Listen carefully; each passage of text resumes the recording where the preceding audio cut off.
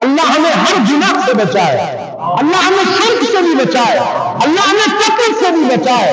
اور یاد رکھنا یا قتل کتنا بڑا گناہ ہے۔ اللہ اکبر، اللہ اکبر۔ سرکار دو عالم صلی اللہ علیہ وسلم کے غلاموں، قرآن میں میرے رب نے کہا کہ کسی نے ایک نفس کو، ایک جان کو قتل کیا، وہ ایسا ہے کہ جیسے اس نے پوری انسانیت کا قتل کیا، پوری۔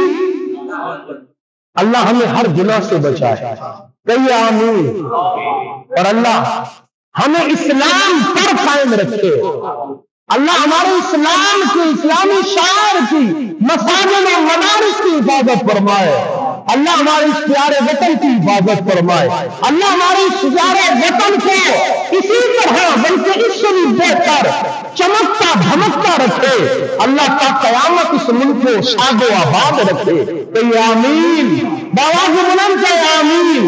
جہاں پر مسلمانوں پہ ظلم ہو رہا ہے پوری دنیا میں، چاہے وہ یہود کر رہے ہیں یا کوئی کر رہا ہے، اللہ تمام مسلمانوں کو ظالموں کے ظلم سے بچائے، اللہ تمام مظلوموں کو ظالم کے ظلم سے بچائے، اللہ اس ملک کی حفاظت فرمائے، اللہ مسلمانوں کی حفاظت فرمائے۔